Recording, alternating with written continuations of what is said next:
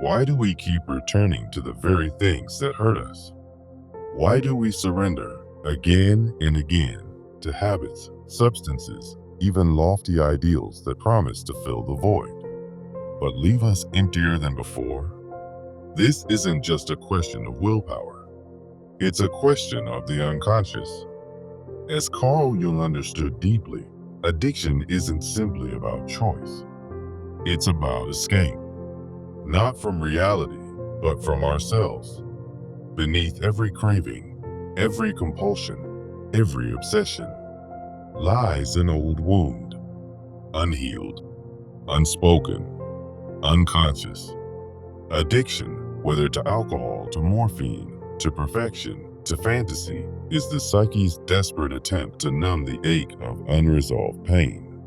And the tragedy is this: in trying to avoid the wound, we lose the path back to our wholeness. At the core of Jung's psychology is the self, the archetype of our deepest truth, our fullest potential, our soul. But addiction pulls us away from that truth. It replaces soul with shadow, meaning with illusion, until we forget who we were ever meant to be. Yet within every pattern of addiction lies a hidden invitation, not to control more, but to integrate more. Through individuation, the sacred process of making the unconscious conscious, we reclaim what we abandoned. We return to ourselves. Because the cure isn't found in denial, repression, or force. It's found in facing what we've been running from. And in that honest confrontation, we begin to heal. We begin to awaken. We begin, finally, to become whole. In this script, I promise a 5-step journey to overcome these dependencies. First, identify the root wound. Second, recognize your inner essence. Third, differentiate healthy pursuits from addictions. Fourth, embrace self-integration. And fifth, reject limiting beliefs to foster action. By understanding how addictions mask deeper wounds, we can begin uncovering and healing them, starting with their origins. The root of addiction often lies in early life experiences such as childhood, emotional deprivation, or trauma. For instance, neglect or abuse can create core wounds like feelings of worthlessness or disconnection from others. In Jungian terms, these wounds form complexes in the unconscious, compelling us to seek relief through external means. Substances like alcohol or morphine provide a temporary numbing effect, while idealism might manifest as an obsessive pursuit of unattainable goals. This mechanism of projection means we externalize our inner voids, seeking in addictions what is missing within ourselves. For example, someone might project a need for control onto idealistic perfectionism, mirroring how drugs offer fleeting escapes. As a result, we become entangled in cycles of self-destruction, where the addiction escalates and causes further harm. Physical health might decline from substance abuse, or emotional exhaustion could stem from fanatical idealism. Relationally, these patterns lead to breakdowns as we prioritize the addiction over genuine connections. Jung described this as a shadow loop, where repressed aspects of the self are buried deeper, perpetuating the cycle. Ultimately, this prevents individuation, keeping us from achieving a balanced and fulfilling life. To escape this cycle, we must reconnect with the true essence of the self, recognizing the signs of our inner potential that addictions obscure. One key sign of a special soul is heightened intuition, that gut sense of truth which addictions often dull. This intuition manifests as inner whispers urging us toward change, even when we're caught in addictive behaviors. Another sign is deep empathy, an innate ability to connect with others that reveals the self's capacity for meaningful relationships. However, addictions like idealism can hijack this empathy, turning it into self-serving pursuits that drain our energy. Inexplicable magnetic presence is yet another indicator. a natural aura of authenticity that emerges when we're free from dependencies. This presence draws genuine opportunities into our lives, rather than the compulsive chases fueled by addiction. These signs serve as a Jungian call to individuation, reminding us that we are worthy of a life beyond mere survival. They highlight our potential for wholeness and purpose, contrasting sharply with the illusions that addictions provide. For instance, while substances offer a quick high, they suppress these innate qualities, replacing them with emptiness. Recognizing these signs reinforces that we deserve addiction-free living, where our true self can flourish. By linking this awareness to the next steps, we empower ourselves to differentiate between nourishing pursuits and deceptive patterns. With this understanding, the next step is learning to discern what truly serves our growth from what merely feeds the addiction. Differentiating addictions from healthy pursuits requires clear criteria to evaluate our behaviors. First, healthy pursuits are growth-oriented, encouraging self-improvement and balance, such as moderate exercise that builds strength without obsession. In contrast, addictive behaviors like compulsive overwork driven by idealism lack this balance and lead to burnout. Emotional stability is another criterion. Healthy habits provide steady benefits without the extreme highs and lows of addiction. For example, a fulfilling hobby sustains us emotionally, whereas substance use numbs pain but creates instability. Authentic reflection is essential, where pursuits mirror the whole self by integrating both light and shadow aspects. Journaling for insight is a healthy practice, unlike idealizing a cause to avoid confronting personal flaws. On the other hand, signs of mere addiction include an intense, surface-level allure that promises quick highs. This might look like the rush from alcohol or the euphoria of ideological zeal, which quickly fades into withdrawal. Destructive patterns are common, where behaviors become compulsive and unsustainable, harming relationships and health. To identify these, try the addiction inventory journaling exercise after potential addictive episodes. Start with the surface layer. What triggered the behavior? Then, explore the emotional core. What underlying wound does it mask? Finally, reflect on the soul insight. How does this block my true self? This exercise builds self-awareness and helps break the cycle. Once you can identify addictive patterns, the key to overcoming them lies in fully embracing and loving your integrated self.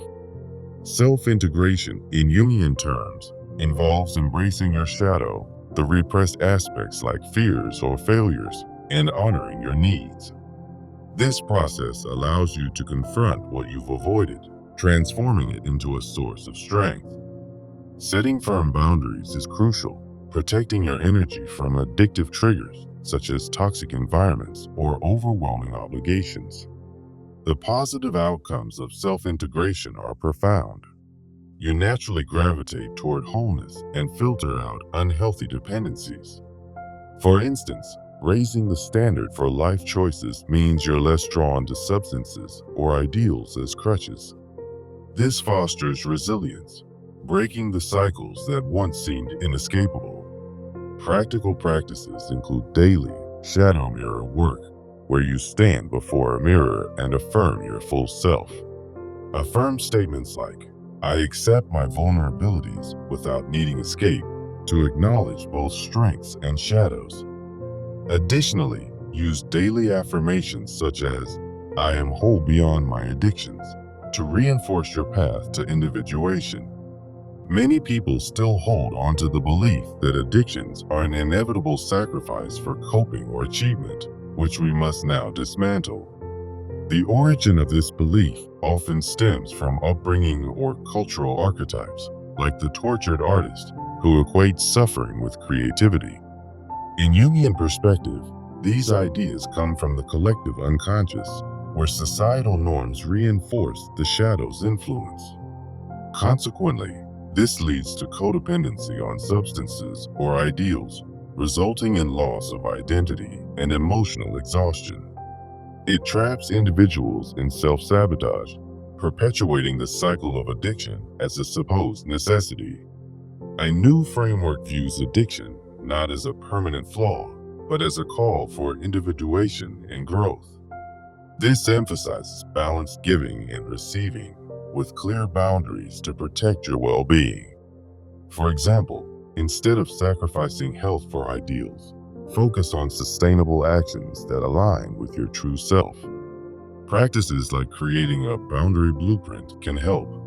Make a yes such no list of triggers and non-negotiables. For instance, say no to late night drinking and yes to creative outlets that nourish me. Engage in assertive communication exercises, role-playing scenarios to express needs without resorting to addictive escapes. By rejecting these limiting beliefs, we open the door to true healing and freedom from addiction. Healing is not about eradicating desires. It's about releasing every form of addiction, whether to alcohol, morphine, or idealism.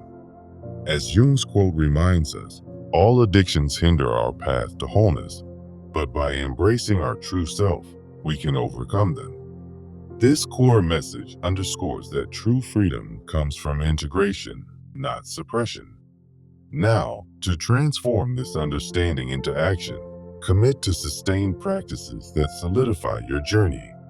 Start with a 30-day integration practice to build new habits and break old ones. Each day, dedicate time to journaling about one addiction trigger and how it relates to your soul size. For example, reflect on a recent urge and connect it to your intuition or empathy.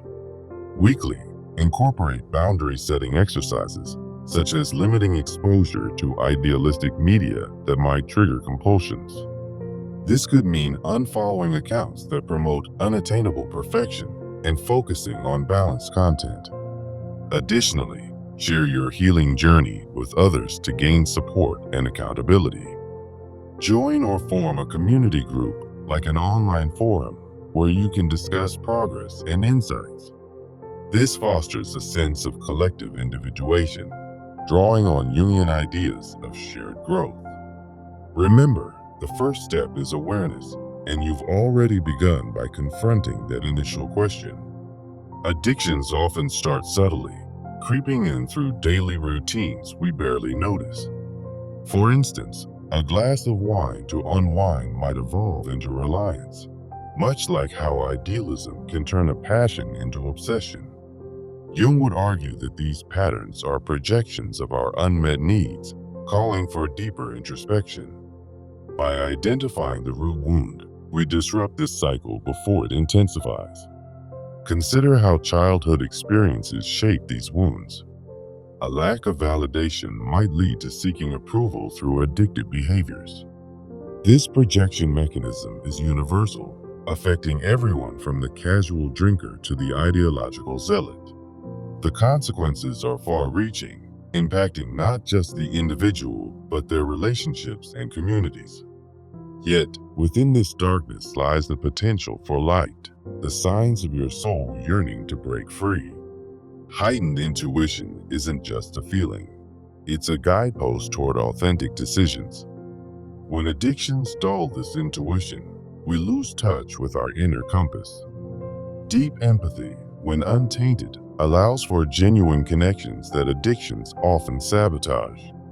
Your magnetic presence emerges naturally once you shed these dependencies, attracting people and opportunities that align with your true path. These signs are not rare gifts, but inherent qualities waiting to be reclaimed. Differentiating them from addictive lures requires honest self-assessment. Ask yourself, does this pursuit bring lasting growth or just temporary relief? The Addiction Inventory Journaling is a simple yet powerful tool for this discernment. Through it, you'll uncover layers of your psyche, leading to profound insights. Embracing self-integration means facing the shadow without fear. For example, acknowledging past failures can transform them into lessons rather than sources of shame. Setting boundaries isn't selfish. It's essential for protecting your energy and fostering resilience. Daily practices like shadow work build a foundation for lasting change. Affirmations reinforce this integration, rewiring your unconscious patterns over time. Challenging the belief that addiction is inescapable requires questioning ingrained narratives. Cultural stories often glorify the martyr or addicted genius, but these are myths that hinder growth. A new framework empowers you to see addictions as opportunities for transformation. By creating your boundary blueprint, you take concrete steps toward freedom. Assertive communication helps you maintain these boundaries in real-life situations. Ultimately, healing is a journey of release, not eradication. Jung's wisdom teaches that wholeness is achievable when we let go of these crutches. In your 30-day practice, consistency is key. Daily journaling turns insights into habits. Weekly challenges keep you accountable, preventing relapse into old patterns. Sharing with a community amplifies your progress, providing external support for internal work. This collective aspect honors Jung's view of interconnected psyches. As you move forward, remember that every small step counts toward individuation. The unconscious patterns we've challenged today are not destiny. They are patterns you can change. By following this 5-step journey, you're not just surviving, you're thriving. Let this script serve as a reminder that your true self is stronger than any addiction. Whether it's alcohol, morphine, or idealism, the path to freedom begins with self-awareness. Embrace the process and watch as your life transforms. In closing, the profound question we started with invites ongoing reflection. Why do we surrender to these habits? Because we've forgotten our worth, but now you can remember. Through Jungian principles, you're equipped to heal and grow. Take action today and step into the wholeness that awaits. This journey isn't easy, but it's profoundly rewarding. As you integrate these lessons, you'll find peace beyond the addictions. Finally, carry this message forward. True freedom is within your reach. Reflect on how far you've come just by engaging with this content. Your unconscious wounds no longer define you. Instead, they become stepping stones to a fuller life. Remember, the soul signs are always there, guiding you home. Differentiate wisely, integrate deeply, and reject what no longer serves.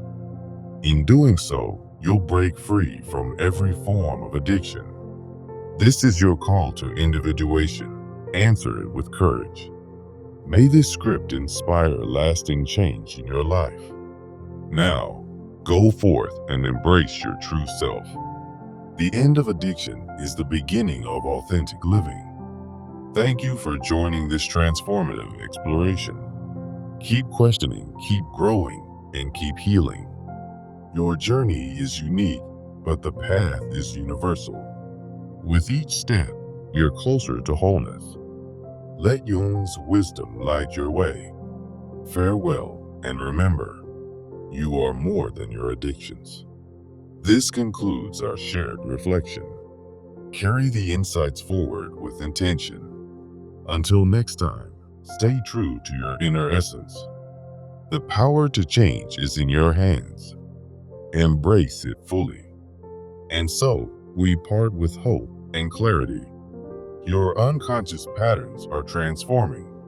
Live freely, live wholly. That's the essence of this message.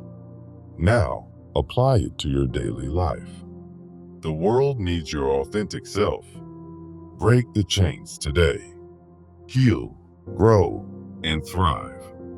This is your moment. Seize it with both hands. Remember the question that started it all. You've begun to answer it. Keep going. Your future self will thank you. In the spirit of Jung, pursue individuation. And finally, release every form of addiction to discover true freedom. This script ends, but your journey continues. Be well, be whole. Goodbye.